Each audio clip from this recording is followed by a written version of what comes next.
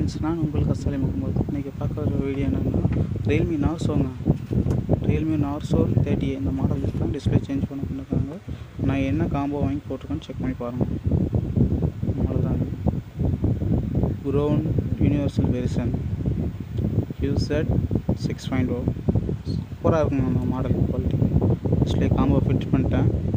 தான் டோர்லாம் போட்டு ரப்பர் பேண்ட்லாம் போட்டு மாட்டணும். செக் பண்ணி காட்டுறேன் பாருங்கள்.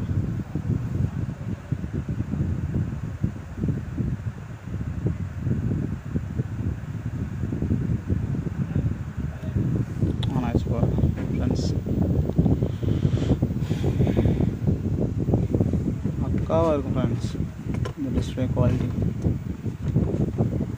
பார்த்தீங்கன்னா